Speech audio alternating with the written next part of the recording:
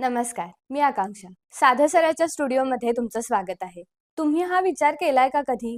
140 कोटीपेक्षा जास्त जनसंख्या असलेल्या देशात आपण राहतो. पण तरी सुद्धा ऑलिम्पिक्स किंवा इतर क्रीडा स्पर्धांमध्ये आपण अजूनही कमी पडतोय. कमी पदकं मिळवतोय. याचं नेमकं काय कारण असू शकतं? आपल्याकडे खेळ हा फक्त एक छंद म्हणून बघितला जातो. पण ती एक आयुष्य घडवणारी शाळा सुद्धा आहे. आपण याचा विचार कधी केलाय का? शिक्षक असू देत, कोच असू देत, मेंटॉर असू देत किंवा पालक असू देत. आपण कुठे कमी पडतोय का आपल्या विद्यार्थ्यांना घडवण्यामध्ये किंवा एका चांगल्या स्पोर्ट्समनला घडवण्यामध्ये? याच सगळ्या प्रश्नांची उत्तरं आजच्या पॉडकास्टमधून आपण घेणार आहोत. याविषयी बोलण्यासाठी, गप्पा मारण्यासाठी आपल्यासोबत असणार आहेत अशोक काळे सर. मिरज येथे ते प्राचार्य म्हणून काम करतात बीपीएड कॉलेजमध्ये. 32 पेक्षा जास्त वर्षांचा अध्यापनाचा अनुभव आहे आणि त्याचबरोबर शिवाजी विद्यापीठाच्या बुद्धिबळ, टेनिस, बास्केटबॉल आणि त्याचबरोबर जिम्नॅस्टिक निवड समितीवर ते सध्या कार्य करतात आणि महाराष्ट्र राज्य विश्वकोश खंड 17 मध्ये शारीरिक शिक्षण विषयावर त्यांनी लिखाण सुद्धा केलेलं आहे. त्यांच्याकडून आपण जाणून घेऊया की शारीरिक शिक्षणाचं काय महत्त्व आहे आणि त्याचबरोबर प्रत्येक विद्यार्थी कशा पद्धतीने या क्षेत्रामध्ये कार्य करू शकतात. चला सुरू करूया. सर, साध्या सराच्या स्टुडिओमध्ये तुमचं स्वागत आहे आणि तुमची शैक्षणिक आणि त्याचबरोबर क्रीडा क्षेत्रातला प्रवास जो आहे तर याबद्दल काय सांगाल? मिरजेमध्ये श्री अंबाबाई तालीम संस्था आहे, जी अतिशय जुनी आहे, 125 वर्षापूर्वीची आहे. बारू तालीम संस्था पण आहे, म्हणजे दोन्ही खूप जुन्या संस्था आहेत. तर साधारणपणे 5व्या-6व्या वर्षापासून आम्ही तिथं जात होतो. तिथे विशेष करून जिम्नॅस्टिक माझा गेम आहे. जिम्नॅस्टिकमध्ये वेगवेगळे म्हणजे हॉरिझॉन्टल बार आहे त्याच्यामध्ये, किंवा वॉल्टिंग हॉर्स आहे, पॅरलल बार्स आहेत, किंवा मॅट एक्झरसाइजेस वगैरे. याच्यामध्ये आम्ही सराव करायचो तिथं. ते करता करता पुढे शिक्षण घेतलं. पण नंतर संस्थेनंच बीपीएड कॉलेज काढायचं ठरवलं, शारीरिक शिक्षण महाविद्यालय. आणि मग असा विचार आला की आपली संस्था शारीरिक शिक्षण महाविद्यालय सुरू करते, तर आपण बीपीएड डिग्री का घेऊ नये. आणि मग मी बीपीएड डिग्री घेतली तिथं. त्यानंतर औरंगाबादला गेलो, तिथं एमपीएड केलं आणि मग इथं लेक्चरर म्हणून रुजू झालो संस्थेमध्ये. साधारणपणे 87-88 माझी पहिली बॅच. तेव्हापासून मी अध्यापन कार्य करायला सुरुवात केली. बरं, मग शिक्षकी पेशा देताना फिजिकल एज्युकेशन निवडण्यामागचा काय उद्देश होता? त्याचं कारण अंबाबाई तालीम संस्थाच परत. कारण अंबाबाई तालीम संस्थेमध्ये पहिल्यापासून मी काम करत होतो आणि संस्थाच शारीरिक शिक्षण महाविद्यालय, संस्थेचं ध्येयच होतं शारीरिक शिक्षण महाविद्यालय आपण सुरू करायचं. त्याच्यासाठी मिरज सांगली रोडवर मोठी 28 एकराची जागा संस्थेला शासनानं दिलेली होती. त्यामुळे तिथं शारीरिक शिक्षण महाविद्यालय सुरू करायचं आणि संस्थेशी अत्यंत निगडीत असल्या कारणानं तिथंच काम करावं असं मला वाटलं, म्हणून मी बीपीएड केलं, एमपीएड केलं. तिथं लेक्चरर म्हणून. बर, आता तुम्ही आधीपासून काम करत आहात, अध्यापनाचं काम केलेलं आहे, त्यानंतर तुम्ही प्राचार्य सुद्धा झालात. मग या सगळ्या प्रवासामध्ये तुम्हाला आता जेव्हा तुम्ही मागवून बघता तेव्हा तुम्हाला काय वाटतं? सुरुवातीचा काही कालावधी असतो, त्यावेळेला आपण तास घेत असताना, म्हणजे आम्हाला लेक्चर सुद्धा आहेत. माझा विषय स्पोर्ट्स सायकोलॉजी आहे. गेल्यानंतर 20 मिनिटं झाल्यानंतर मटेरियल संपायचं, नवीनच शिकवायला आलेलं असताना. आता काय करायचं असं व्हायचं. पण नंतर नंतर सराव होत गेला तसं विद्यार्थ्यांशी संवाद कसा करायचा, त्यांना काय हवंय ते देण्यासाठी कसा प्रयत्न करायचा, स्टुडंट सेंटर्ड एज्युकेशन याचा विचार करून आपण कसं शिकवलं पाहिजे, ह्या सगळ्या गोष्टीचा विचार करत एक प्रगल्भता येते आपोआपच. आणि ती प्रगल्भता आल्यानंतर आमचा सगळ्यांचा दृष्टिकोन तोच होता, सगळ्या स्टाफ मेंबरचा, की विद्यार्थ्याला काय पाहिजे. आणि तुम्ही जर महाराष्ट्राभर विचार जर केला तर आमचं कॉलेज अतिशय शिस्तबद्ध, कडक आणि फुकट डिग्री देणार नव्हतं. खूप कष्ट विद्यार्थ्यांना पडायचे आणि हे कष्ट केल्यानंतर विद्यार्थी डिग्री प्राप्त करायचा, सहजासहजी डिग्री मिळत नव्हती. ह्या याच्यातनं अनुभवातनं आम्ही शिकत शिकत शिकत पुढे गेलो. नंतर मी 2016ला मी प्राचार्य म्हणून चार्ज घेतला आणि मग त्याच्यामध्ये ज्या काही मला गोष्टी आणखी करायला वाटत होत्या कॉलेजसाठी त्या मी करायला सुरुवात केली पुढे. बरोबर.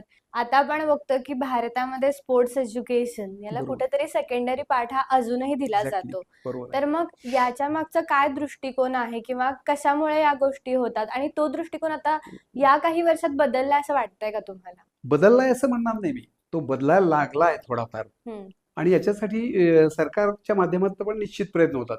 पण सरकार दोषी आहे का याच्यामध्ये? तर सरकार दोषी नाही. जनतेकडनं मागणीच जर होत नसेल तर तुम्ही शारीरिक शिक्षणाला आणि स्पोर्ट्सला महत्व कसं देणार?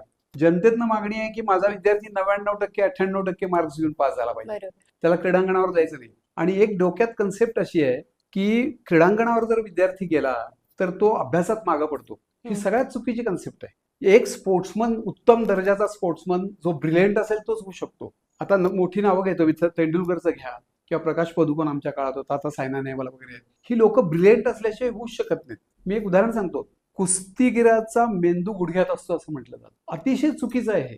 कुस्ती हा असा एक स्पोर्ट्स आहे की ज्याच्यामध्ये उच्च दर्जाची विद्वत्ता आणि शक्ती, तुम्हाला प्रचंड power he at A time लावायला लागली. असा कुठलाच गेम नाहीये की जिथं बुद्धी आणि शक्ती एका वेळेला उच्च दर्जाने लावावी लागते. मग तुम्ही बुद्धी नसलेला खेळाडू होतो असं कसं म्हणता? किंवा ग्राउंडवर गेल्यामुळे बुद्धी कमी होते, विद्वत्ता कमी होते, रिझल्ट्समध्ये मार्क कमी पडतात असं म्हणायचं कारणच नाही ना. किंबहुना शिक्षणाचं जे उद्दिष्ट आहे व्यक्तिमत्व विकास, त्यातल्या निम्म्यापेक्षा मोठं काम शारीरिक शिक्षण किंवा स्पोर्ट्स करत असतं. त्यामुळे जोपर्यंत लोकांच्यातनं मागणी होत नाही की ह्या शारीरिक शिक्षण आणि स्पोर्ट्सला महत्व दिलं पाहिजे, तोपर्यंत सरकार करणार नाही. त्याचा अभाव दिसतो, त्याचं कारण ते आहे. बरोबर. जसं आपण म्हणतो की शक्तीपेक्षा युक्ती मोठी असं म्हणतो, पण मग त्याच्यामध्ये आपल्याला कंपॅरेटिव्हली दोन्ही गोष्टी जर अप्लाय केल्या तर कदाचित चांगल्या पद्धतीने आणि फास्ट त्याला रिझल्ट मिळू शकतो. त्यामुळे तुम्ही जेवढी शक्ती वापरताय तेवढीच तुम्ही युक्ती जर वापरली तर चांगल्या पद्धतीने तुमचं तिथं जी गोष्ट साध्य करायची आहे ती साध्य करू शकतो.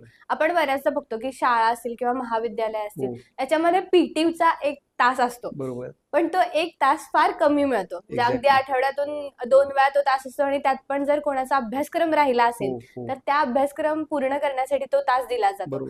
यासाठी तुम्ही काय सांगाल आणि हे का होतंय? कन्सेप्ट लोकांच्या डोक्यात अशी आहे किंवा इव्हन शिक्षण क्षेत्रात काम करणाऱ्या लोकांची कशी आहे की पीटी टीचर म्हणजे तो फिजिकल ट्रेनिंगच घेतो, फक्त स्पोर्ट्स टीचर नव्हे तो, किंवा शारीरिक शिक्षण शिक्षक नाही. What is the meaning of शारीरिक शिक्षण किंवा फिजिकल एज्युकेशन म्हणजे काय? तर शारीरिक हालचालीद्वारे दिले गेलेले शिक्षण. मग या शारीरिक शिक्षणामध्ये सगळे क्रीडा प्रकार येतात, नृत्य येतं, अभिनय येतो, ट्रेकिंग येतं, विविध प्रकारच्या गोष्टी या शारीरिक शिक्षणामध्ये येतात. मग आपली कन्सेप्ट काय आहे की मास ड्रिल्स घेतलं की फिजिकल एज्युकेशन टीचरचं काम झालं. मग त्या मुख्याध्यापकाला कधी कधी वाटतं की अरे हे बंद करा आणि त्याच्यापेक्षा गणिताला तास द्या. ह्या सगळ्या गोष्टीमधनं, शारीरिक हालचालीतनं जो वेगवेगळ्या प्रकारचा विकास होत असतो, शारीरिक असेल, मानसिक, बौद्धिक, सामाजिक, वैचारिक, सर्व प्रकारचा विकास, तो अचीव करण्यासाठी कोणी प्रयत्न करत नाही. फक्त मास ड्रिल केलं तर मग असा प्रकार होतो त्याच्यामध्ये. बरोबर. फिजिकल एज्युकेशन हा एका अभ्यासक्रमाचा अनिवार्य भाग होणं गरजेचं आहे का? हो हो हो, 100% होणं गरजेचं आहे. मी मगाशी म्हटलं ना की व्यक्तिमत्व विकास हे शिक्षणाचं ध्येय आहे. आणि what is the meaning of education?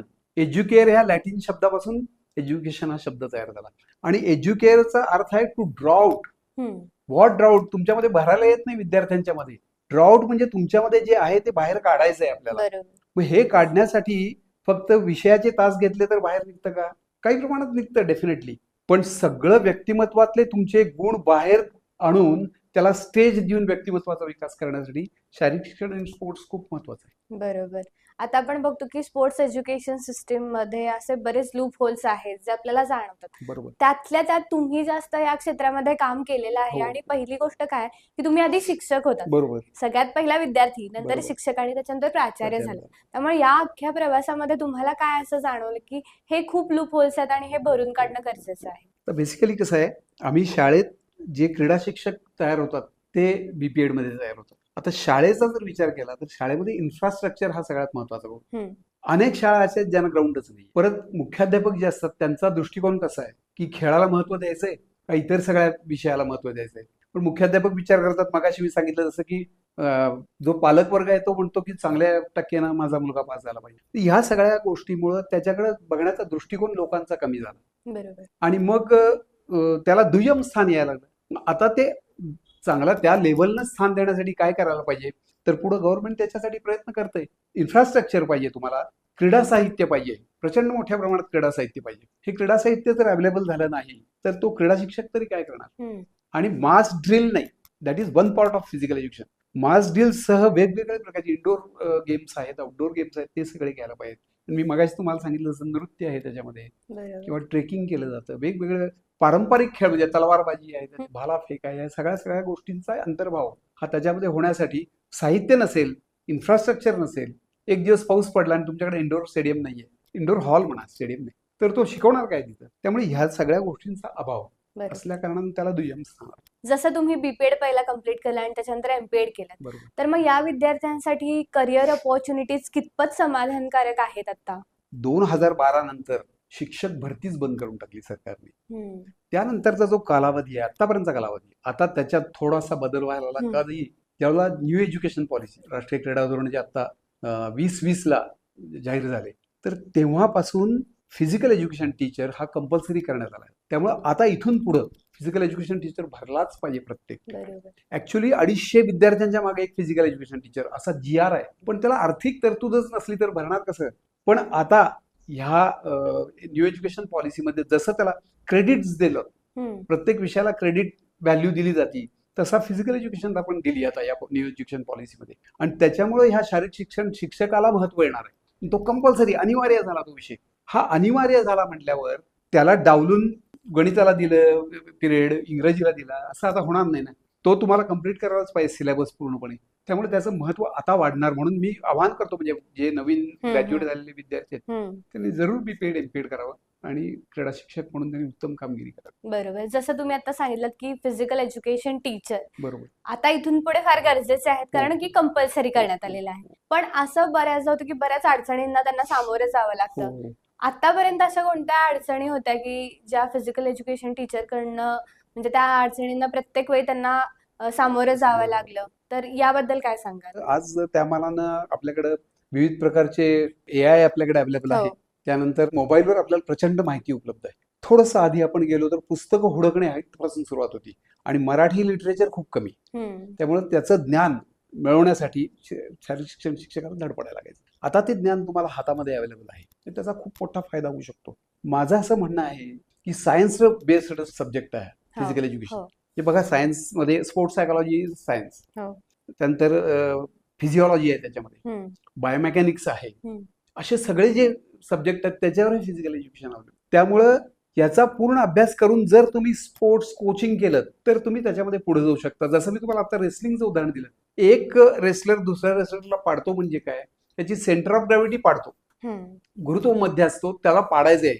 आणि तुम्ही बुद्धीचा जे उल्लेख केला, बुद्धी नसेल तर त्याला पाडायचं कसं? तो ज्यावेळेला आपल्याकडे फोर्स लावतो त्यावेळेला त्याला पुढे ओढल्यानंतर तो धडकन पुढे पडतो ना. म्हणजे त्याच्या CG जिकडे झुकलेलं आहे तिकडे त्याला पाडायचं असतं आपल्याला. त्यामुळे सायन्सचा आधार घेऊन या सगळ्या गोष्टी करण्यासाठी वाचन आणि ह्या मोबाईलच्या माध्यमातून बराच अभ्यास पहिल्यांदा त्याला करणं गरजेचं आहे. त्याच्याबरोबर मी मगाशी सांगितलं असं इन्फ्रास्ट्रक्चर पाहिजे, त्याला ग्राउंड अवेलेबिलिटी पाहिजे, त्याला विविध प्रकारचं क्रीडा साहित्य पाहिजे. हे माझ्या कॉलेजचं मी वैशिष्ट्य सांगतो. व्हॉलीबॉल शिकवायला लागलो की आम्ही 15-15 व्हॉलीबॉल घेऊन शिकवायचो. म्हणजे जवळजवळ 2 विद्यार्थ्यांच्या मागे 1 व्हॉलीबॉल. ते आमचं फिजिकल एज्युकेशन कॉलेज आहे म्हणून. पण अन्य ठिकाणी म्हणजे शाळेमध्ये ह्या गोष्टी अशक्य आहेत, त्याला व्हॅल्यूच दिली जात नाही. ही व्हॅल्यू कधी मिळेल? जेव्हा लोकांच्याकडनं रेटा येईल. तो रेटा येणं आवश्यक आहे. फिजिकल फिटनेस अवेअरनेस हा जर सामान्य माणसामध्ये नसेल तर तो आपल्या मुलाला कशाला सांगतो तो फिजिकल फिट राहण्यासाठी प्रयत्न करतो? तो अवेअरनेस वाढवण्यासाठी प्रयत्न केला पाहिजे. त्यामुळे अशा काही गोष्टी वरच्या लोकांच्याकडनं सहकार्यानं मिळणे, अशा गोष्टीमुळे हे फिजिकल एज्युकेशन मागे पडतं. बरोबर. आपण ऑलिम्पिक्स बद्दल खूप ऐकतो. ऑलिम्पिक्सची चर्चा सहसा कट्ट्यांवर प्रचंड होत असते, पण त्या कट्ट्यांवरून ते शाळांपर्यंत असू दे किंवा विद्यार्थ्यांपर्यंत असू दे किंवा अगदी स्वतःच्या मुलांपर्यंत सुद्धा पोहोचल्या जात नाहीत. अजून आपण अपेक्षित असं यश मिळवू शकलो नाहीये. तर त्याच्यामुळे काय कारण असू शकते? भारत का पाठीमागे आहे? भारत पाठीमागे असायचं कारण एक तर लोकसंख्या प्रचंड मोठी आहे. म्हणजे पर व्यक्ती जो खर्च केला जातो सरकारकडनं तो आपल्याला बजेटमध्ये खूप मोठा दिसतो, पण भागिले 140 कोटी म्हटलं की तो एकदमच क्षुल्लक वाटायला सुरुवात होती. आणि म्हणून मग इन्फ्रास्ट्रक्चर नाहीये. मी जरासं जुनं उदाहरण देतो. सेऊलमध्ये ज्यावेळेला एशियाड झालं त्यावेळेला त्यांच्याकडे 72 ॲस्ट्रोटर्फ होते, हॉकी ज्याच्यावर खेळली जाते. भारतात 1 ॲस्ट्रोटर्फ होता. तर सेऊल एवढासा देश आहे आणि आमच्याकडे जर ॲस्ट्रोटर्फ अशी अवस्था असेल, ते खेळणार मातीवर प्रॅक्टिस करणार आणि ॲस्ट्रोटर्फवर गेल्यावर बॉल फास्ट होतो एकदम, तो बॉल सापडतच नाहीये ना. त्यामुळं ऑलिम्पिकचा ध्येय आपण ठेवतो, मेडल्सचं ध्येय ठेवतो. ते करत असताना मग परत गव्हर्नमेंट काय करतं? फोकसिंग करतं. फोकस कशावर करतं? तर तुम्ही बघा, मेडल आपण कशात मिळवली? द वन कॉन्सन्ट्रेशन गेम, म्हणजे शूटिंग मध्ये मिळवली, तिरंदाजीत मिळवली, जिथे कॉन्सन्ट्रेशन आहे, बुद्धीवर आधारित, म्हणजे बुद्धिबळामध्ये आपण पुढे आहे. अंडरवेट कॅटेगरी गेम म्हणजे काय आहे? जिथं रेसलिंगमध्ये अंडरवेट खेळतो, म्हणजे एक विशिष्ट वेटच्या खालचे पैलवान एकमेकांशी लढतात. वेट लिफ्टिंग करायचंय, बॉक्सिंग करायचंय, अंडरवेट कॅटेगरी तिथं लोक लढत असतात. आणि कौशल्य ज्या ठिकाणी लागतं, जिथं स्किल लागतं, तिथं भारतीय पुढे आहे. पण जिथं फिजिकल कॉम्पोनंट्स लागतात, म्हणजे speed, flexibility, strength, stamina, endurance, powers, agility, ह्या सगळ्या गोष्टी जिथं लागतात तिथं अन्य देशांच्या तुलनेत, विशेष करून गोरे लोक आहेत किंवा साऊथ आफ्रिकन लोक आहेत, यांच्या तुलनेमध्ये आपण थोडेसे कमी पडतो. मग त्याच्यामध्ये मी मुद्दाम उल्लेख करेन, बास्केटबॉल हा गेम असा आहे की त्या बास्केटबॉलमध्ये हे सगळे आता मी जे फिजिकल कॉम्पोनंट सांगितले तुम्हाला ते अत्युच्च पातळीचे लागतात, किंवा ॲथलेटिक्समध्ये ते अत्युच्च पातळीचे लागतात. मग ह्या ॲथलेटिक्सवर फोकस करायचा का? अवघड आहे ना त्याच्यामध्ये मेडल मिळवणं. अर्थात नीरज चोप्रा हा असा माणूस आहे की ह्या सगळ्या माझ्या विचाराला त्यानं छेद दिलाय, पण त्यात नीरजचं स्किल जे आहे ना ते त्याला जास्त पुढे घेऊन जातं आणि त्याला मेडल मिळवून दिलं. तो तुम्हाला वेल बिल्ट आणि असा उंचा तगडा दिसत नाही जास्ती, त्याचं फिजिक एकदम मस्त आहे, पण स्किल्ड असल्या कारणानं तो गोल्ड मेडल त्यानं मिळवलं. किंवा पीटी उषांचं नाव आपण घेऊया, मिल्खा सिंगचं नाव तुम्हाला माहिती असेल. ही सगळी अपवाद, शायनी अब्राहम होती लॉंग जम्पर, हे सगळे अपवादात्मक आहेत. पण अदरवाईज आज आपण 10च्या आत सुद्धा 100 मीटरला टायमिंग देऊ शकत नाहीये म्हणजे स्प्रिंट इव्हेंटमध्ये. ह्याचं कारण काय, तर आपलं फिजिक तसं आहे. मग फिजिक तसं असेल तर आपण मग कशावर फोकस करायला पाहिजे? मगाशी मी तुम्हाला सांगितलं ते कॉन्सन्ट्रेशन गेम आहे, बुद्धीवर आधारित आहे, कौशल्यावर आधारित आहे, स्किल बेस्ड, अंडरवेट आहे. ह्याच्यावर आपण कॉन्सन्ट्रेशन केलं तर आता आपल्याला थोडंसं रिझल्ट बरे लागेल. आपण 10च्या जवळपास आलोय मेडलच्या एका ऑलिम्पिकला मिळवायचे. तरी आपण बघायला गेलं तर ग्रास रूट स्तरावर जर आपण प्रयत्न करायचा ठरवला तर खेळाडू घडवताना आपण अजून कुठे कमी पडतोय? ग्रासरूट स्तरावर करण्यासाठी आता गव्हर्नमेंट प्रयत्न करतंय. म्हणजे तुम्हाला खेलो इंडिया मुवमेंट माहित असेल, तर खेलो इंडिया मुवमेंटमध्ये एक स्पोर्ट्स कल्चर निर्माण करण्याचा प्रयत्न केला जातो आणि फाइंड आउट टॅलेंट, म्हणजे टॅलेंट हुडकून आणायचंय त्याच्यासाठी खूप मोठा प्रयत्न केला जातो. आणि मग ग्रासरूटमध्ये कसं बॉर्न ॲथलेट्स असतात. आता मिरज सांगलीच्या जवळपासचं उदाहरण मी तुम्हाला सांगितलं तर आमच्याकडं जत कवठे मंगळकडं लॉंग डिस्टन्स रनर आपोआप तयार होतो. बरोबर. अशा काही गोष्टी तर केरळ वगैरे त्या भागामध्ये लॉंग ॲथलेट्स तयार होतात. असे हुडकून जर त्याला पुढे आणलं आणि मग इन्फ्रास्ट्रक्चर त्यांना पुरवठा त्याचा बरोबर केला, टॅलेंट हुडकून आणलं, इन्फ्रास्ट्रक्चर जर असेल तर आपल्याकडे निश्चितपणे खेळाडू तयार होतील. ग्रासरूटवर लक्ष एवढ्यासाठी पाहिजे की बॉर्न एबिलिटी तुमची काय आहे ती जर माहिती असेल तर त्या पद्धतीने मी तुम्हाला थोडंसं उदाहरण देईन. 3 इडियट्स जर तुम्ही बघितलं असेल, त्या 3 इडियट्स मध्ये आमिर खान म्हणतो की लता मंगेशकर को अगर फास्ट बॉलर बना दिया तो क्या होगा. Is it possible Lata Mangeshkar fast? का? कारण तिच्याकडे आडातच नाही तर पोहऱ्यात कसं येणार? मग तिच्याकडे होतं काय? सिंगिंग होतं. दीनानाथ मंगेशकर मोठे सिंगर होते, त्यामुळे त्यांची सगळी मुलं उत्तम गातात. आणि सचिन तेंडुलकर को अगर सिंगर बना दिया होता तर क्या होगा. तो सिंगर कसा बनू शकेल? त्याच्याकडं टॉप न्यूरोमस्क्युलर कोऑर्डिनेशन आहे अंगामध्ये. सचिन तेंडुलकर इतर कुठलाही खेळ खेळला असता तरी उत्तम दर्जाने खेळला असता, कारण न्यूरोमस्क्युलर कोऑर्डिनेशन ज्याच्यामध्ये आहे ना तो चांगलाच खेळ खेळतो. बरोबर. जसं गावस्कर सुरुवातीला कुस्ती खेळायचा, मग टेबल टेनिस सुरू केलं, मग क्रिकेटकडे वळा. त्यामुळे तुमच्यामध्ये एक तर बेसिकली तुमच्या अंगामध्ये ते पाहिजे आणि त्याच्याबरोबर तुम्हाला त्या फॅसिलिटीज, एन्व्हायरमेंट तसं पाहिजे आणि हेरिडिटी पाहिजे. हे दोन्ही एकत्र असतील तर तुम्ही मेडल मिळवू शकता. बरोबर. जसं आता तुम्ही सांगितलं की खेलो इंडिया आणि त्याचबरोबर अशा अनेक सरकारी योजना आहेत, पण खरंच त्याचा परिणाम होतोय का? 100% होतोय. 100% होतोय. खूप चांगलं. आता युथ खेलो इंडिया गेम्स आहेत, त्यानंतर ट्रायबल, मी आता जाऊन आलोय ट्रायबल खेलो इंडिया गेम्सला, रायपूरला गेलो होतो. वेगवेगळे प्रकार आहेत त्याच्यामध्ये. तर त्याचं जे प्रमोशन केलं जातं, युनिव्हर्सिटी गेम्स आहेत खेलो इंडियाची, त्याच्यामध्ये सहभागी झाल्यानंतर त्यांना स्कॉलरशिप आहे मॅडम मोठ्या प्रमाणात. आता ही स्कॉलरशिप असल्या कारणानं, आणि पूर्वी एकला नॅशनल टीमला सुद्धा आपल्या सायकॅट्रिस्ट दिला जात नव्हता किंवा कोच दिला जात नव्हता. आता पर्सनल सायकॅट्रिस्ट दिला जातो, पर्सनल कोच दिला जातो नॅशनल खेळाडूला. तर हे जे खेलो इंडियामधनं जो पॉलिसी निर्माण झालेली आहे त्याच्यामुळं, आणि कसं आहे एखादा गव्हर्नमेंटनं नेमलेला कोच असतोच, पण समजा मला एक विशिष्ट कोच पाहिजे आणि तो मला तुम्ही द्या, तर त्या गव्हर्नमेंट कोच बरोबर त्यांचा पर्सनल कोच सुद्धा दिला आणि मग तिथं बक्षीस मिळवणं सोपं जातं. त्यामुळे खेलो इंडियातनं निश्चित चांगले रिझल्ट मिळतील. आता आपण बघतो की सोशल मीडियाचा वापर आपण सगळे सर्रास करतो. म्हणजे अगदी प्रत्येकाच्या हातात मोबाईल आहे आणि प्रत्येक जण अगदी 5 मिनिटं जरी गॅप मिळाला तरी त्या वेळेत आपण रील स्क्रोल करतो किंवा युट्यूबवर सर्च करत असतो. यामुळे सोशल मीडिया असेल आणि त्याचबरोबर मोबाईलचा अति वापर असेल, बरोबर, थोड्या प्रमाणात फिटनेस बद्दल अट्रॅक्शन डेव्हलप झालेलं आहे, अवेअरनेस डेव्हलप झालेला आहे, पण याच्यात सुद्धा मोबाईल आणि सोशल मीडिया आल्यामुळे आपण थोडेसे आळशी सुद्धा बनलेलो आहोत. फिटनेस हे फक्त त्या मोबाईलच्या एका 10 मिनिटाच्या रील पुरतं मर्यादित राहते आणि त्याच्यानंतर त्या गोष्टी निघून जातात. मग याचा नेमका परिणाम जो आहे तो आपल्या फिटनेसवर कसा होतोय? ह्या मोबाईलमुळे किंवा ह्या रील्समुळे कॉन्सन्ट्रेशनच गेले. ते डेव्हिएशन आहे त्याच्यामध्ये प्रचंड मोठं. तुम्ही एखादं पुस्तक घेत असता त्यामुळे कॉन्सन्ट्रेशन करून वाचता की नाही, तसं एखादं रील बघत असताना आपण नाही करतो, हे जाऊ दे पुढं, जाऊ दे पुढं, जाऊ दे पुढं, हे जे करतो ना ह्याच्यामुळे तुमचं कॉन्सन्ट्रेशन एखाद्या विषयावर होतच नाहीये. आणि मग आमच्या काळात कसं यायचं, आम्हाला राग यायचा पाऊस पडला तर की आज आम्हाला खेळायला मिळणार नाही, संध्याकाळी रोज तालमीत जायचंच. तसं जे खेळाडू खरा असतो ना त्याला राग येतो, त्याला वाटतं की अरे माझा खेळ नाही बुडला पाहिजे, प्रॅक्टिस नाही बुडलं पाहिजे. मग असं वाटण्यासाठी तुम्हाला डेव्हिएशनसाठी जर काही हातामध्ये असेल तर तुम्ही त्याच्याकडे जात नाही, मग सारखं त्या रीलमध्ये किंवा हम्म. आता ते शाप आहे का वरदान आहे म्हणून परत प्रश्न येईल. तर ते वरदान पण आहे की आज ट्रिपल जम्प करायची आहे. तर ट्रिपल जम्प करत असताना कशा जम्प्स केल्या जातात ते हम्म. स्लो मोशन मध्ये बघायचं तर आपण त्याच्यावर बघू किंवा बायोमेकॅनिक्स त्याच्या पाठीमागं काय आहे की काय केल्यानंतर ट्रिपल जम्प आपली जास्त जाईल. मी एक ट्रिपल जम्पचं उदाहरण देतो कुठलेही.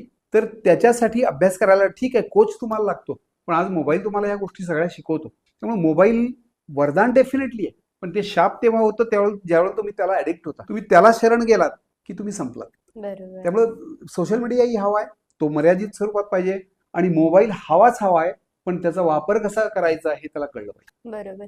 आता तुम्ही पण बघत असाल की बऱ्याच लहान मुलांना अगदी 6-7 वर्षाच्या मुलांना सुद्धा जिम मध्ये पाठवलं जातं. बरोबर. वेट लिफ्टिंग करून घेतलं जातं हो, किंवा हो, बाकीच्या हो. जिम ऍक्सेसरीज मशीन वर्क जे आहे ते बरोबर करून घेतलं बरोबर जातं. बरोबर. लहानपणापासून त्यांच्यामध्ये त्या गोष्टी फिटनेस बद्दल अवेअरनेस निर्माण करतात ही एक चांगली गोष्ट चांगली आहेच. गोष्ट. पण यामध्ये जिम कल्चर आणि स्पोर्ट्स कल्चर हो. या दोन्हीतला नेमका फरक अजून त्यांना समजलेला नाही. एक्झॅक्टली. हा तुम्ही कसा समजून द्या? आता जिमचं कसं आहे माहितीये का मला सुद्धा असं वाटायचं म्हणजे मी फिजिकल एज्युकेशन मधला माणूस सुद्धा मला वेट ट्रेनिंग काय करायचंय मला वेट लिफ्टिंग काय करायचं की आता माझं एज जास्त झालंय पण मसल टोन तुमचा चांगला राहण्यासाठी तुम्ही वेट ट्रेनिंग करणं गरजेचं आहे. बरोबर. जिम मध्ये जाणं गरजेचं आहे. मग तेवढंच करून चालेल का तर कार्डिओव्हास्क्युलर एन्ड्युरन्ससाठी काही धावणं स्विमिंग करणं चालणं असे पण व्यायाम प्रकार करणं गरजेचं आहे. बरोबर. वेगवेगळ्या गोष्टींसाठी वेगवेगळे व्यायाम प्रकार किंवा ट्रेनिंग मेथड्स आहेत आपल्याकडे. त्या ट्रेनिंग मेथड सुद्धा वेगळ्या खेळासाठी वेगळी मेथड असा त्याचा वापर केला जातो. जिम मध्ये बॉडी बिल्डिंग केली जाते. बॉडी बिल्डिंग फक्त देखणं दिसण्यासाठी बॉडी बिल्डिंग जर करत असतील तर तुमचं व्यक्तिमत्व त्याच्यामुळे सुधारत नाही. असं बघितल्यानंतर वाटतं की अरे वा देखणं आहे स्मार्ट आहे म्हणून पण व्यक्तिमत्व सुधारण्यासाठी तुम्ही खेळामध्ये यायला पाहिजे. मग बरोबर. त्याच्यात काय घडतं शारीरिकदृष्ट्या विचार केला तर तुमचं फिजिक्स चांगलं बनतं खेळल्यानंतर बरोबर आहे. तुमचा दमखम म्हणजे स्टॅमिना म्हणतो आपण तो चांगला होतो. स्ट्रेंथ पॉवर एजिलिटी या सगळ्यामध्ये डेफिनेटली फरक पडत असतो. मेंटली विचार केला तर काय होतं तुम्ही बॅडमिंटन खेळताय समजा हम्म. बॅडमिंटन खेळताना तुमच्या डोक्यात दुसरा विचार असतो का की घरात मला ही समस्या आहे म्हणून नाही समस्या झिरो. फक्त शटल आपल्याला परतवायचंय उत्तम प्रकारे म्हणजे तुमचं माइंड पूर्ण त्या शटलवर कॉन्सन्ट्रेट झालेलं असतं. म्हणजे स्ट्रेस अँड स्ट्रेन सगळे बाजूला ठेवले जातात तेवढ्या वेळात पुरतं का विना आणि तुमचं माइंड फ्रेश बनतं. सोशिओलॉजिकल विचार जर केला तर तुमचं फ्रेंड सर्कल बनतं तुम्ही खेळात गेल्यानंतर. फक्त जर तुम्ही जिम मध्ये गेलात तर त्यांना तेवढं बनतं असं नाही पण ह्याच्यावर ज्यावेळेला ग्राउंडवर तुम्ही जाता त्यावेळेला तुमचं सोशल सर्कल बनतं आणि त्याच्यातनं मग सुखदुःखाची देवाणघेवाण जय पराजयाची देवाणघेवाण म्हणजे जय आणि पराजय हे दोन्हीही शांत चित्तानं सहन करायला पाहिजे. म्हणजे विजयाचा उन्माद पण करता कामा नये आणि पराभूत झाल्यानंतर फ्रस्ट्रेशन पण येता कामा नये. ह्या दोन्ही गोष्टी तुम्हाला खेळ शिकवतो. म्हणून gym culture is nice one पण त्याच्याबरोबर बाय अँड बाय तुम्हाला स्पोर्ट्स खेळला पाहिजे. म्हणजे माझा एक मित्र मला सांगायचा की तू वॉकिंगला जातोस का तू एखादा खेळ खेळतोस म्हणजे वॉकिंग करतो छान मला एक्सरसाइज होतो. आता तू याचा विचार कर तू वॉकिंग करताना विचार करतोस ना रे माझ्याकडे ही समस्या आहे माझ्याकडे ती समस्या आहे. मी म्हटलं हो आणि मगाशी मी उदाहरण दिलं तसं तू बॅडमिंटन खेळताना तर विचार करतोस का नाही विचार संपले सगळे. हा जो फरक आहे दोन्हीतला ते वेट ट्रेनिंग करत असताना वेट लिफ्टिंग करत असताना सुद्धा तुमच्या मनामध्ये विचार असतात. स्पोर्ट्सला तुम्ही उतरलात की विचार संपले ताणतणाव खलास. त्यामुळे स्पोर्ट्स इज व्हेरी इम्पॉर्टंट. बरोबर. आता फिटनेस बद्दल अवेअरनेस तर भरपूर दिसतोय. प्रत्येक जण सकाळी उठून फिटनेसचे कोट्स असतील स्टेटस असतील किंवा ह्या गोष्टी हे करत असतात आणि प्रत्येक न्यू इयरच्या पहिल्या दिवशी आपण ठरवलेलं असतं की आजपासून मी काहीतरी फिटनेस कडे लक्ष देणार हेल्दी राहण्याचा प्रयत्न करणार डाएट करणार. पण मग ही लाईफ फक्त अवेअरनेस मध्ये आहे की दिखाव्यापुरती मर्यादित राहते असं वाटतं तुम्हाला? बऱ्याच वेळा काय होतं 40व्या वर्षानंतर डॉक्टर काहीतरी एक गोळी सांगतो आणि तो सांगतो तुम्हाला फिजिकल फिट राहायला पाहिजे मग आपण चालायला सुरुवात करतो. असं बऱ्याच वेळा होतं. काही विद्यार्थी काही यंग लोक आहेत की जे आपल्याला चांगलं फिट ठेवण्यासाठी काहीतरी एक्सरसाइज करतात पण त्याच्यामध्ये सातत्य तुम्ही 1 तारखेचा उल्लेख केला किंवा पाडव्याला वगैरे आपण ती संकल्प सोडतो तो 8 दिवसच टिकतो बरेच वेळेला. त्याच्यामध्ये सातत्य असणं अत्यंत गरजेचं आहे. जे तुमचा हार्ट रेट आहे ना तो हार्ट रेट एकदा तरी 140-150 पर्यंत जाऊन रोज दिवसात नाही यायला पाहिजे. आपला 72 साधारण नॉर्मल हार्ट रेट आहे. तो करण्यासाठी काय करायला लागतं तुम्हाला धावावं लागतं. हार्ट कशाचं बनलंय मसल्सचं बनलंय. ते मसल आपलं काम करत असतात. एक संशोधनाच्या अंती म्हणजे CW मुलर म्हणून संशोधक आहेत त्यांचं संशोधन असं सांगतं की एक ॲथलेट हार्ट एका मिनिटामध्ये 22 लिटर शुद्ध रक्ताचा पुरवठा शरीराला करतं आणि नॉर्मल ह्युमन बिईंग 11 लिटर करतं. बापरे. आता पूर्ण ऑक्सिजनयुक्त शुद्ध रक्त ज्यावेळेला शरीराला मिळतं त्यावेळेला त्याचा स्टॅमिना कसा असेल बघा. आणि हा 11 लिटरवाला जो सामान्य माणूस आहे त्याचा स्टॅमिना. ते दोघं एकमेकांशी जर टेनिस खेळायला आले तर हा 5 मिनिटात थांब थांब म्हणायला सुरुवात करतो. हो. किंवा ट्रेकिंग करायला आले तर हा मागं हळूहळू यायला लागतो आणि थांब थांब म्हणायला सुरुवात करतो. पण ज्याचं ॲथलेट हर्ट आहे, जे 22 लिटर शुद्ध रक्ताचा पुरवठा प्रति minute, I am talking, actually आपल्या ह्युमन बॉडीमध्ये 5.5 लिटर रक्त आहे, पण ते रोटेट होत असतं. ते रोटेट होत असताना लंग्समध्ये जेवढा आपण ऑक्सिजन घेतो ते मिक्स करतं आणि ते 22 लिटर शुद्ध रक्ताचा पुरवठा करतं. एवढ्या डबल शुद्ध रक्ताचा पुरवठा जर हृदय करत असेल तर ह्या स्पोर्ट्सचा केवढा मोठा फायदा आहे, खूप मोठा फायदा. बरोबर. आता तुम्ही असा कोणता एखादा खेळ सांगाल तो अगदी प्रत्येक विद्यार्थ्यानं खेळला पाहिजे, सुरुवात तरी ऍटलीस्ट केली पाहिजे आपला हेल्दी राहण्यासाठी असेल किंवा आपल्या फिटनेसकडे चांगलं लक्ष देण्यासाठी? एक गेम सांगणं अवघड आहे. विटी दांडू पासून सुरुवात करा किंवा टायर पळवण्यापासून सुरुवात करा. या सगळ्यामध्ये तोच आनंद आहे. खेळ म्हणजे काय, स्वतः आनंद घेणे, दुसऱ्याला आनंद देणे. प्रेक्षक जे बसले असतात त्यांना आनंद द्यायचा तुम्ही आणि स्वतःला आनंद घ्यायचा. त्याच्यातनं जी घटना, मग आता आपण टायर पळवायचं म्हणजे आम्ही पळवायचं तुम्ही मला माहित नाही, आमच्या लहानपणी आम्ही सायकलचं टायर पळवत पळवत खेळायचो. आनंद मिळतो त्याच्यातनं, एक्झरसाईज प्रचंड होतो. आणि मग असे खेळाच्या मोठमोठ्या कॅटेगरीज मोठे, जसं मी तुम्हाला सांगितलं बास्केटबॉल हा असा गेम आहे ज्याच्यामध्ये सगळे फिजिकल कॉम्पोनंट्स त्याच्या उच्च लेवलनं काम करतात. त्याचं कारण काय, बास्केटबॉलमध्ये 5 जण असतात, ते 5 जण ऑफेंड पण करतात आणि डिफेंड पण करतात. फुटबॉलमध्ये काय होतं, ऑफेंडर असतो तो पुढे राहतो इकडे बॉल आल्यानंतर आणि इकडे ते डिफेंड करतात, त्याला जरा श्वास घ्यायला मिळतो. बास्केटबॉलमध्ये तो मिळत नाही. बॅडमिंटन हा गेम तसाच आहे, कंटिन्युअस पुढनं कसं शटल येते त्याला तुम्हाला अँटिसिपेट करावं लागतं. त्यामुळं असे काही अवघड गेम आहेत खूप. आता तुलना त्याच्यामध्ये होऊ शकत नाही. पण आता क्रिकेटमध्ये विश्रांती आहे की नाही बघा की, हे मिड विकेटला माणूस उभारला आहे तो निवांत असतोय, किंवा रनर इकडे नॉन स्ट्रायकरला उभा निवांत असतो. त्यामुळं गेम कुठला खेळताय त्याला महत्व नाहीये, पण गेम खेळला पाहिजे याला महत्व आहे. गेम कशासाठी खेळायचा असतो, ऑर्गॅनिक फिटनेससाठी खेळायचा असतो. मगाशी जसं मी हृदय तुम्हाला सांगितलं तसं लंग्स जे आहेत आपली, ती लंग्स पॉवरफुल बनण्यासाठी व्हायटल कॅपॅसिटी ज्याला म्हणतात, इनटेक ऑफ ऑक्सिजन आणि कार्बन डायऑक्साईड बाहेर टाकणे, ही जर वाढवायची झाली तर तुम्हाला खेळलंच पाहिजे. मेंदू विकासासाठी तुम्हाला खेळलं पाहिजे, किडन्या उत्तम काम करण्यासाठी तुम्हाला खेळलं पाहिजे. ऑर्गॅनिक फिटनेस त्याला आम्ही म्हणतो. हा ऑर्गॅनिक फिटनेससाठी तुम्ही कुठलाही खेळ खेळा, मी असा स्पेसिफिक खेळ सांगणार नाही, कुठलाही खेळ खेळा. ऍटलिस्ट 20 मिनिटं मी व्यायाम करतो, माझ्या बायकोसाठी करतो का, माझ्या आईसाठी करतो का, माझ्या बाबांसाठी करतो का, नाही करत. मी व्यायाम 20 मिनिटं केला तर तो माझ्या शरीरासाठी करतो, माझा लाईफ स्पॅन वाढावा म्हणून करतो. बरोबर. हा जर उद्दिष्ट स्वार्थ आहे माझा व्यायाम करण्यामध्ये, पण तेच लोकांना नाही कळत. कशाला कष्ट करायचे, झोपूया. तर तुम्ही जर ते केलं नाही तर तुमचं हृदय, मी मगाशी सांगितलं की ऍथलेट हार्ट जे काम करतं ते तुमचं हृदय करत नाही, दमतं ते. विचएव्हर यू लाईक, तुम्ही कुठलाही गेम खेळा. आता आपण बघतोय की आत्ताची जी जनरेशन आहे तर नवीन एज्युकेशन पॉलिसी तर या गोष्टी तर आलेल्या आहेतच, पण आपण आधीच्या पद्धतीनं म्हणजे अगदी जिल्हा परिषद शाळेतली जी मुलं असतील ना त्यांच्याकडे थोडासा काटेकपणा हा प्रायव्हेट स्कूलपेक्षा जास्त आहे असं आपण बऱ्याचदा म्हणत असतो. कारण की सर्वांगीण विकास जो आहे तो तिथं त्यांना करायला स्कोप असायचा. सगळ्या गोष्टी म्हणजे अगदी झाडू हातात घेण्यापासून ते सतरंजा अंतरण्यापर्यंत, खाण्याचा डबा भात वाढण्यापर्यंत सगळ्या गोष्टी ती मुलं करतात. आणि प्रायव्हेट स्कूलमध्ये थोडंसं स्टँडर्ड हाय होतात. सो तिथं आल्यानंतर पुन्हा एक आपण लिमिटेड एरियामध्ये किंवा आपल्या ओऱ्यामध्ये वाढतो. आता बघायला गेलं तर अगदी 6 वर्षाच्या मुलांपासून म्हणजे अगदी मोठा गट असतो किंवा पहिलीच्या मुलांपासून स्कूल कल्चर आहे ते खूप बदललेलं आहे. आता शाळेचं जे आपण बऱ्याच गोष्टी ऐकतो की आधी कसं असायचं की हा अभ्यासक्रम आहे, पहिलीला ऍडमिशन घ्या, तुम्हाला या गोष्टी मिळतील. आता आपण ऍडव्हर्टायझिंग जेव्हा ऐकतो तेव्हा स्विमिंग आहे आमच्याकडे, हॉर्स रायडिंग आहे आमच्याकडे, स्पोर्ट्स डिपार्टमेंट आहे आमच्याकडं, त्याच्यानंतर इंडोर गेम्स आहेत, कल्चरल आहे, डान्स शिकवला जातो. तर या सगळ्या गोष्टींवर पण भर दिला जातोय. पण यामध्ये तुम्हाला असं वाटतंय का की या सगळ्या गोष्टींमध्ये व्हर्सेटॅलिटी निर्माण करतात स्टुडंटमध्ये, पण कुठेतरी तो मुलगा या सगळ्यामध्ये दमून जाऊन त्याचं एकाकडे लक्ष होणं थोडंसं कमी येतंय? बरोबर. काय होतंय, ह्या इंग्लिश मिडियम स्कूल बद्दल तुम्ही बोलताय की जिथं मोठी फी घेतली जाते तिथं 8-8, 9-9 फिजिकल एज्युकेशन टीचर असतात, एक्सपर्ट्स असतात सगळ्या गेम मध्ये, आणि ते खूप चांगलं स्पोर्ट्सवर फोकस करतात, म्हणजे कॉन्सन्ट्रेट करतात. That is good thing. पण काही रेसिडेन्शियल स्कूल्स आहेत तिथं ज्या शिक्षकांना पगार द्यायचा आहे, संस्थाचालक असा विचार करतो याला आपल्याला पगार द्यायचा, त्याला राबवून घ्या भरपूर. मग तो 5 वाजता त्याला उठवतो, 1 पर्यंत काम करून घेतो, जेवायला सुट्टी करतो, लगेच 3ला परत बोलवतो, सतत काम लावतो. पण त्याला हे कळत नाही की त्याला काम लावतो म्हणजे आपण या छोट्या छोट्या जीवांना पण काम लावतो. त्यांच्यामुळे त्याच्यावर त्या मुलांच्यावर, छोट्या मुलांच्यावर ओव्हर स्ट्रेस येतो. हा जो ओव्हर स्ट्रेस आहे ना, तो आणला नाही पाहिजे. खेळायला दिलं पाहिजे. कपिल देवचा एक मध्यंतरी मी व्हिडिओ बघितला की हे IPL खेळाडू म्हणतात की मला प्रेशर येतं. तो म्हणतो प्रेशर येतो तो गेम सोड, तू कशाला खेळतोस? प्रेशर नाही, प्लेजरसाठी खेळायचं आहे. पण फार सुंदर तो व्हिडिओ आहे कपिल देवचा. मग गेम हा प्लेजरसाठी खेळायचा, प्रेशरसाठी खेळायचा नाही. ह्या शाळा खूप चांगलं काम करतात, एवढे 8-8 फिजिकल एज्युकेशन टीचर्स चांगलं इन्फ्रास्ट्रक्चर देतात त्यांना थोडंफार.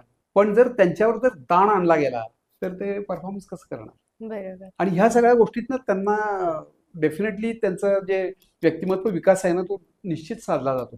फक्त ओव्हर ताण करू नये त्याच्यावरती. बरोबर. शिक्षक असतील, कोच असतील किंवा मेंटॉर असतील, या तिघांच्या भूमिका ह्या वेगळ्या आहेत. बरोबर. तर या नेमक्या कशा वेगळ्या आहेत? शिक्षक असतो ना, तो लिमिटेड शिकवतो आणि वेगवेगळी चव खायला देतो. खो खो शिकवेल, कबड्डी शिकवेल, बास्केटबॉल शिकवेल, क्रिकेट शिकवेल, अन्य गेम्स. बरोबर. कोचची भूमिका काय आहे? फोकस करायचं आहे त्याला. हम्म. खो खो कोच आहे समजा, त्याला खो खो कसं खेळायचं हे शिकवायचंय फक्त. त्यातले टेक्निक शिकवायचे, जे बेस्ट त्याच्यातनं कसं विड्रॉ करता येईल खेळाडूंना, याच्यासाठी तो फोकस करत असतो एका विशिष्ट गेमवर. आणि मेंटॉर जो असतो ना, मेंटॉर कोण असतं तर त्या विशिष्ट खेळातला एक सिनियर खेळाडू असतो की बरोबर. ज्याच्याकडे आदरानं बघितलं जातं आणि मग तो टिप्स देत असतो, चांगल्या चांगल्या टिप्स. उदाहरणार्थ मी तुम्हाला एक उदाहरण सांगेन. सचिन तेंडुलकर हा पाकिस्तानला झोडपून काढत होता, अक्षरशः झोडपायचा. त्याला आउटच काढता यायचं नाही. म्हणजे मी पाकिस्तानच्या मेंटॉरचं कौतुक करतोय एका, त्याचं नाव सांगत नाही मी तुम्हाला. त्यांनी काय सांगितलं, लिमिटेड ओव्हर क्रिकेट 50 ओव्हरचं. तेंडुलकर स्ट्राईकला आला की त्याला लेग स्टंपवर बॉल टाका आणि सिंगल काढून द्या. द्यायचीच त्याला सिंगल.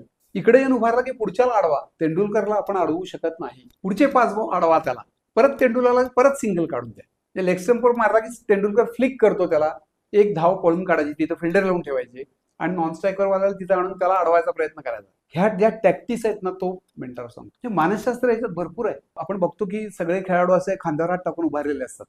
मग आपल्याला काय त्यावेळेला गप्पा मारतात असं वाटतं का? नाही. तर त्यांच्यातला जो मेंटॉर असतो तो सांगत असतो की तिरंगा फडकताना बघताय का बघा पॅव्हिलियनवर, त्याच्यासाठी आपल्याला खेळायचंय. शिक्षक असतील, कोच असतील किंवा मेंटॉर असतील, तर त्यांचा प्रत्येक जणांची एक स्पेसिफिक भूमिका आहे आणि ती खूप छान पद्धतीने तुम्ही सांगितली. तुम्ही शिक्षक असताना तुमचा असा कोणता एखादा विद्यार्थ्याचा प्रेरणादायी किस्सा सांगाल जो तुम्हाला खूप काही गोष्टी सांगून गेला किंवा तुमच्या मनात एक स्पेशल ठसा उमटवला त्यानं? माझा एक विद्यार्थी आहे आता, जे गोवा राज्याचे क्रीडा मंत्री आहेत, माननीय रमेशजी तवडकर म्हणून. 92-93ला माझ्याकडे शिकायला होते आणि क्लीन म्हणजे एकदम लीन ऑब्झर्वर होते ते. बारीक बारीक बारीक बारीक लक्ष द्यायचे प्रत्येक गोष्टीकडे. पण तेव्हा आम्हाला कधीच असं वाटलं नाही की हा मनुष्य एवढा मोठा होईल. 4 वेळेला ते काणकोण, जे गोव्यामध्ये दक्षिण गोव्यात आहे, तिथून 4 वेळेला आमदार झाले आणि आता एवढ्या मोठ्या पदावर आहेत. त्या अभिमानास्पद आम्हाला गोष्ट आहे की इतकं मोठं ते काम करतात. तुम्हाला आश्चर्य वाटेल, ज्या लोकांना सरकारी योजनातनं घरं मिळत नाहीत आणि अत्यंत गरिबी आहे, कमावणारं कोण नाही, अशी घरं हुडकून स्वतःच्या क्रेडिटवर पैसे गोळा करून त्यांनी आतापर्यंत 100 घरं बांधून दिली आहेत. एवढं मोठं महान काम माझा विद्यार्थी करतो, याचा मला खरोखर अभिमान वाटतो. बरोबर. आता आपण बघतो की ग्रामीण भागांमधून जे आपले स्पोर्ट्समन तयार होतात, हे खूप चांगल्या पद्धतीने तयार होतात. त्यांचं खाणं असेल किंवा एक शारीरिक कष्ट असेल किंवा एक चांगली त्यांच्याकडे तंदुरुस्ती असते, पण तरी ते पुढे येत नाही किंवा कुठेतरी ते कमी पडतात. तर याच्या मागे काय कारण असू शकतं? एक तर त्यांना मार्गदर्शन प्रॉपर होत नाही की काय खेळल्यानंतर तुम्ही कसं पुढे जाऊ शकाल, किंवा बरेच वेळेला आपल्यामध्ये काय टॅलेंट आहे हेच माहित नसतं. उदाहरणार्थ सांगतो, वीर धवल खाडे पहिल्यांदा बास्केटबॉल खेळायचा. त्याला नंतर काही तज्ज्ञ लोकांनी सांगितलं की हा त्याच्या वडिलांना म्हणजे की हा उत्तम स्विमर बनेल. मग तो स्विमिंगकडे गेला आणि नंतर तो काय त्यानं म्हणजे इंटरनॅशनल खेळाडू झाला, जो आपल्याला सगळ्यांना माहिती आहे. तर हे आपल्याला कळलं पाहिजे. पण ते ग्रामीण भागामध्ये मार्गदर्शन कोणी करत नाही की तुझ्याकडे काय पोटेन्शियल आहे. मी मगाशी जे 3 इडियट्सचं उदाहरण दिलं तसंच, तुमच्याकडे जर पोटेन्शियल असेल आणि त्याला जर तुम्ही वाढवण्याचा प्रयत्न केला तर वाढेल. तुमच्याकडे ते नाहीच आहे तर ते तुम्ही वाढवू शकत नाही. त्यामुळे योग्य मार्गदर्शनाची गरज असते. चांगले क्लब्स असणे गरजेचं आहे. म्हणजे मी तुम्हाला सांगितलं की अंबावी तालीम, भानू तालीम असे क्लब्स इथं असल्या कारणानं आम्ही भाग्यवान आहे त्या मानानं. पण ज्या शहरामध्ये, ग्रामीण भागामध्ये अशा प्रकारचे स्पोर्ट्स क्लब्स नाही, तिथं मग खेळाडू तयार होणं अवघड होतं, कारण मार्गदर्शनच केलं जात नाही त्या विद्यार्थ्याला. आणि एक वय निघून गेलं नंतर मार्गदर्शन करून उपयोग होत नाही. त्यामुळे मार्गदर्शन प्रॉपर आई वडिलांच्याकडनं होणं गरजेचं आहे. त्याच्यानंतर शाळेतल्या शारीरिक शिक्षण शिक्षकाकडनं होणं गरजेचं आहे आणि त्याच्यानंतर त्या क्लबच्या मार्गदर्शकाकडनं. बरोबर. आपण म्हणतो की परफॉर्मन्स चांगला असला पाहिजे, पण हा परफॉर्मन्स चांगला होण्यासाठी किंवा बनण्यासाठी आपल्याला मानसिक तयारी पण तितकीच महत्वाची बरोबर आहे. बरोबर. तर ही कशी करता येईल आणि याचं महत्व काय सांगाल? तुम्ही किती उच्च दर्जाचे खेळाडू असाल, तुम्ही जर मानसिकदृष्ट्या तयार नसाल तर तुम्ही स्पोर्ट्स परफॉर्मन्स दाखवू शकत नाही. मी उदाहरण सांगतो, अर्जुन आणि श्रीकृष्ण धर्मयुद्धाच्या वेळेला अर्जुन लढाईलाही उभारला आणि पूर्ण मानसिक खच्चीकरण झालं, कारण समोर त्याचे गुरु होते, त्यानंतर भाऊ होते, सगळे मोठमोठे काका मामा सगळेच होते. यांच्यावर मी बाण कसा चालवू असा ज्यावेळेला त्यानं प्रश्न विचारला, त्यावेळेला श्रीकृष्णाने त्याला गीता सांगितली. तर गीता म्हणजे काय आहे, तर ते मानसशास्त्रच आहे, की पुढं कोण आहे ते बघू नकोस, तुला सत्यासाठी खेळायचंय. फक्त इथं सांगताना जिंकण्यासाठी खेळायचंय म्हणून त्या मार्गदर्शकांनी सांगितलं पाहिजे. मग ही जी मानसिक तयारी आहे ती मानसिक तयारी करणं अत्यंत गरजेचं असतं. 2011ला आपण वर्ल्ड कप जिंकलो, त्यावेळेला युवराज सिंग असो किंवा विराट कोहली असो, ह्या सगळ्या लोकांनी काय केलं, सचिनचा कदाचित हा शेवटचा वर्ल्ड कप आहे, तर आपण हा वर्ल्ड कप आहे तो सचिनला प्रेझेंट करायचा, ही एक भावना त्या टीम मध्ये निर्माण केली त्यांनी. आणि मग गौतम गंभीर असेल, धोनी असेल, हे सगळे जीव तोडून खेळले आणि त्यांनी तो कप जिंकून दिला. मानसशास्त्रीय दृष्ट्या जोपर्यंत तुम्ही तयार होत नाही, आणि असं नाहीये तेंडुलकर सारखा बॅट्समन किंवा कोहली सारखा बॅट्समन जेव्हा पहिले काही बॉल फेस करतो त्याच्यावर स्ट्रेस असतोच. Optimal level of stress must be there. स्ट्रेसच नसेल तर परफॉर्मन्स पण होत नाही. पण तो ओव्हर स्ट्रेस झाला की तुम्ही फेल गेलात, आणि बिलो स्ट्रेस लेवल असेल तरी तुम्ही फेल गेलात. त्यामुळे ती स्ट्रेस लेवल मेंटेन करून तुम्ही परफॉर्मन्स चांगला करण्यासाठी हे सायकॅट्रिस्ट मदत करत असतात. बरोबर. आता तुम्ही तोच मुद्दा धरलात बरोबर, की सायकोलॉजिस्ट हे गरजेचं आहे. तर मग प्रत्येक शाळांमध्ये स्पोर्ट्स सायकोलॉजिस्ट असतील किंवा फिटनेस काउन्सिलर्स असतील, बरोबर. यांचं महत्व काय आहे आणि किती गरजेचे आहेत? महत्वाचा प्रश्न आहे एकदम. ऍक्च्युली गरजेचे आहेतच, पण म्हणजे फायनान्शियल दृष्टिकोनातून विचार केला तर सायकॅट्रिस्ट किंवा फिजिकल फिटनेस ट्रेनर जे असतात किंवा काउन्सिलर जे असतात तर ते परवडणार नाहीत शाळेला. पण एखादा असा संपूर्ण जो डाएट हाताळू शकेल, फिटनेस लेवल तपासू शकेल किंवा मानसिकदृष्ट्या त्यांना गायडन्स करू शकेल असा एखादा काउन्सिलर जर शाळेमध्ये असेल किंवा 4 शाळांतून एखादा असेल तर तो ह्या विद्यार्थ्यांचं मानसशास्त्र व्यवस्थित करू शकतो, मनानं खंबीर त्यांना बनवू शकतो, फिजिकल फिटनेस अवेअरनेस त्यांच्यामध्ये निर्माण करू शकतो. डाएट जो प्रकार आहे तो डाएट खूप मोठा महत्वाचा प्रकार आहे. बऱ्याच वेळेला पूर्वी सांगायचे की एक ऍपल जर तुम्ही खाल्लं तर तुम्ही फिट राहाल. मी उलट सांगतो, ऍपल महाग आहे, सर्वसामान्यांना परवडत नाही. एक केळं खावा, केळं त्या मानाने स्वस्त आहे आणि केळ्यामध्ये पोषक घटक प्रचंड आहेत. तर त्या पोषणासाठी सुद्धा एखादा म्हणजे या सगळ्याचं कॉम्बिनेशन असलेली जरी व्यक्ती असेल तरी खेळाडूंना त्याचा प्रचंड मोठा फायदा होतो. ह्या सगळ्या गोष्टींची बारीक बारीक गोष्टींशिवाय प्रॉपर डाएट पाहिजे, प्रॉपर गायडन्स पाहिजे, म्हणजे मार्गदर्शक तुमचा चांगला पाहिजे, फिजिकल फिटनेस तुमचा चांगला पाहिजे, या सगळ्या गोष्टी असल्याशिवाय तुम्ही पुढे जाऊ शकत नाही खेळामध्ये. बरोबर. भारतानं 2036 मध्ये जर ऑलिम्पिक्सचं यजमानपद मिळवलं तर त्याचा स्पोर्ट्स एज्युकेशन सिस्टीमवर कसा परिणाम होईल? एक तर पंतप्रधानांनी सांगितलंय की आपण 36 साठी प्रयत्न करतोय म्हणून, आणि करतच आहे आपलं सरकार प्रयत्न. बरोबर.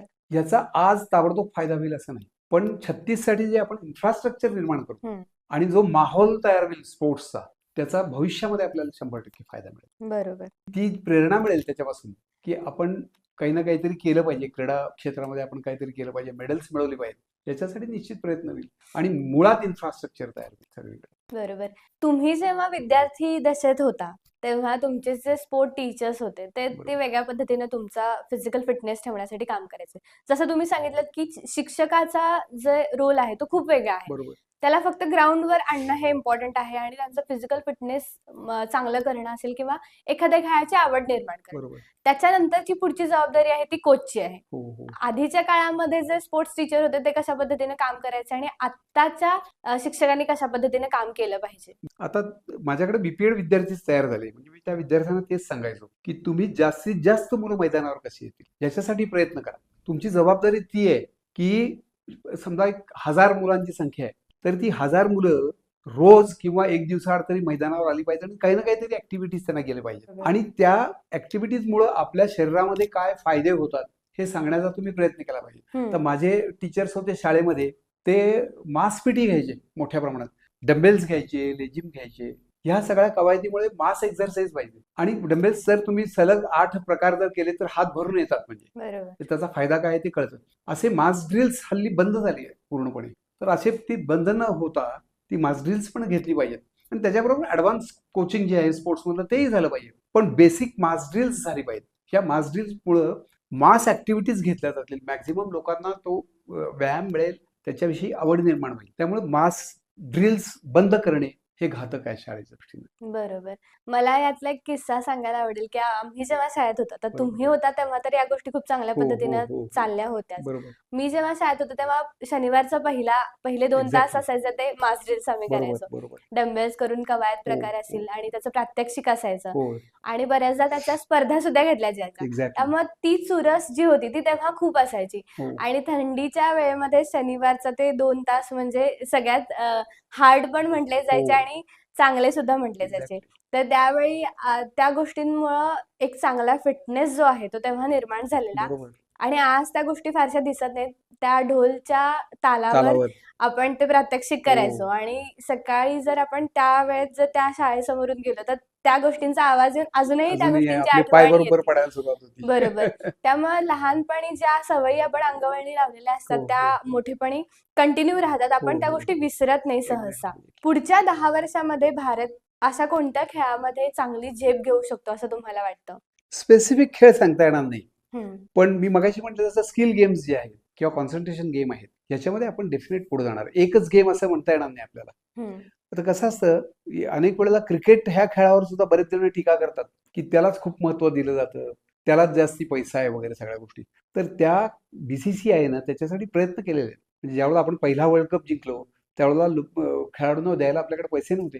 लता मंगेशकरनं दिल्लीमध्ये आपला प्रोग्राम केला आणि त्या अनुषंगानं 25 लाख रुपये उभे केले आणि वाटलेत. म्हणजे BCCIकडे पैसेच नव्हते. आज BCCI करोडो रुपये पडून आहेत. याचं कारण काय? टेस्टला लोक कंटाळतात. 60 ओव्हर लिमिटेड क्रिकेट, नंतर 50 ओव्हर लिमिटेड क्रिकेट. पहिला 60 ओव्हर होतं वर्ल्ड कप जे होते ते, बरं. नंतर 50 झालं. तेही कंटाळवाणं झालं. 2020 आणलं त्यांनी, रंगीत कपडे आणले, रंगीत बॉल्स आणले, वेगवेगळ्या प्रकारचे नियम आणले, लोकप्रियता वाढवली, ट्रान्सपरन्सी आणली. That is most important. की तुमच्याकडे जर ट्रान्सपरन्सी नसेल, खो खो कबड्डीमध्ये असं अपील केलं जातं, आउट आहे, आउट आहे, आउट आहे, आउट आहे. तो म्हणतो मी आउट नाही आहे आणि रेफरी आउट देतो. इथं कसं तुमच्याकडं ऑडिओ व्हिज्युअल एड्स वापरली जातात आणि ट्रान्सपरन्सी आणली जाते करेक्ट नियमाची. ती ट्रान्सपरन्सी आणली तर ती लोकप्रियता आपोआप निर्माण होते. म्हणून क्रिकेट हा जास्त लोकप्रिय व्हायचं कारण ते आहे की त्यांनी त्याच्यासाठी प्रयत्न केले. तसे प्रयत्न या कबड्डी किंवा खो खो मध्ये सुद्धा व्हायला पाहिजेत. त्याच्यामुळे सुद्धा ज्या क्वालिटीज क्रिकेटमुळे वाढतात त्याच्यापेक्षा किंबहुना जरा जास्तच क्वालिटीज आपल्या कबड्डी आणि खो खो जे इंडिजिनियस गेम आहेत, म्हणजे भारतीय गेम आहेत, त्यांना वाढतातच. बरोबर. फिटनेस असेल, डिसिप्लिन असेल आणि त्याचबरोबर करिअर. तर आजच्या विद्यार्थ्यांनी, आजच्या तरुणांनी कशा पद्धतीने यामध्ये बॅलन्स ठेवला पाहिजे? फिटनेस हा आपल्या जगण्यासाठी फिटनेस असायलाच पाहिजे. आता मगाशी आपलं ज्यावेळेला ड्रिल्सची चर्चा झाली, तसं मार्च पास्ट जो असतो, जो ढोलच्या तालावर आपण मार्च पास्ट करतो, सलामी वगैरे ध्वजाला देतो, याच्यामध्ये एक रिदम भरलेला आहे. तो जीवनात रिदम आणतो. असा प्रकारचा रिदम आला पाहिजे आणि मग बाकीच्या इतर ऍक्टिव्हिटीज केल्यामुळे जो फिटनेस येतो तो आपल्याला जीवनभर पुरतो. आणि करिअर बेस्ड जर करायचं झालं तर आज आपल्याला माहिती असेल की 5% आरक्षण आपल्या स्पोर्ट्स कोट्यानुसार गव्हर्नमेंटमध्ये पण मिळतं आणि रेल्वे सारखी कंपनी आहे, महिंद्रा अँड महिंद्रा सारखी, एअर इंडिया सारखी कंपनी आहे, अशा मोठ्या मोठ्या कंपन्यांमध्ये चांगलं ज्यावेळेला तुम्ही कार्य कराल त्यावेळेला तुम्हाला नोकरीच्या संधी उपलब्ध आहेत. तर ह्याच्यावर सुद्धा फोकस करणं गरजेचं आहे की आपल्याला कुठं कुठं संधी मिळू शकेल. आपण चांगला जर स्पोर्ट्समन बनलो तर कुठं कुठं संधी मिळू शकेल, त्याच्यासाठी प्रयत्न केला पाहिजे. आज थोडासा पैसा स्पोर्ट्समध्ये यायला सुरुवात झाली, लक्षात घ्या. आज IPL थोडं जरी कोणी खेळलं तर तो करोडपती होतो. ते पूर्वीच्या काळी गावस्कर वगैरे पैशासाठी भांडायचे. ते गावस्कर स्वतःसाठी पेक्षा इतरांसाठी भांडायचा जास्ती, की अरे आम्हाला पैसे मिळत नाहीत म्हणून. तर आज पैसा जर मिळतोय तर त्याच्यासाठी प्रयत्न मुलांनी करायला पाहिजे की प्रोफेशनल गेम्स खेळण्यासाठी आपल्यातली कौशल्य स्किल्स वाढवून आपलं नाव या स्पोर्ट्स फील्डमध्ये करणं गरजेचं. बरोबर.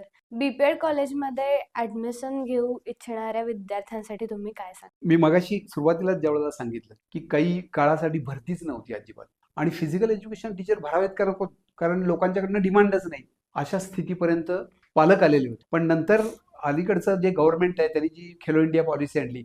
आणखीन एक मी मुद्दाम उल्लेख करेन, योगा डे सुरू केला 21 जूनला. जगामध्ये योगा केला जातो. It is a part of physical education. तर हे जे प्रयत्न आहेत आणि न्यू एज्युकेशन पॉलिसीमध्ये कंपल्सरी फिजिकल एज्युकेशन आहे आणि त्याला क्रेडिट स्कोर दिला गेला आहे, म्हणजे जसा इतर विषयांना दिला. याच्यामुळं शाळेमध्ये कोणत्याही परिस्थितीत फिजिकल एज्युकेशन टीचर भरला जाणार आहे. त्यामुळे विद्यार्थ्यांनी अधिक प्रयत्न हे ऍडमिशनसाठी करायला पाहिजे. आणि त्याच्यासाठी सीईटी आहे. हम्म. काही जण मला ऑगस्टमध्ये सप्टेंबरमध्ये फोन करतात की सर ऍडमिशनचं काय. नाही, तुम्ही फेब्रुवारी मार्चलाच जागृत व्हायला पाहिजे. त्यावेळेला ते सीईटीचे फॉर्म भरले पाहिजेत. सीईटी दिल्यानंतर मग कॉलेजला तुम्हाला जिथं पाहिजे तिथं प्रेफरन्स देऊन ऍडमिशन करता येईल. त्यामुळे त्याच्यासाठी प्रयत्न करायसाठी तुम्ही फेब्रुवारी मार्च पासूनच अवेअर पाहिजे. आणि ऍडमिशन घेतली तर पुढे फीचर चांगला येतात त्या नवीन एज्युकेशन पॉलिसीमुळे. बरोबर. पालकांनी आपल्या मुलांमध्ये कशा पद्धतीने याची आवड निर्माण केली पाहिजे, काय सांगाल? पालकांचंच मोठं काम आहे की फिजिकल एज्युकेशन आणि स्पोर्ट्स याला जीवनामध्ये किती महत्व आहे. ते आपला पाल्य हा एक्स्ट्रोवर्ट व्हावा. 2 प्रकार आहेत पर्सनॅलिटीचे, इंट्रोवर्ट आणि एक्स्ट्रोवर्ट. एक्स्ट्रोव्हर्जन कोणाला मिळतं, जो ग्राउंडवर जातो त्याला मिळतं. सोशली फिट कोण होतो, जो ग्राउंडवर जातो त्याला. मेंटली फिट कोण होतो, जो ग्राउंडवर जातो. ग्राउंडवर ह्या सगळ्या गोष्टी तुम्हाला शिकायला मिळतात. हे पालकाला माहित असेल तर पालक म्हणतो की अरे आपल्याला ग्राउंडवर त्याला न्यायला पाहिजे. शाळा किती त्याला प्राधान्य देतात हे माहित नाही.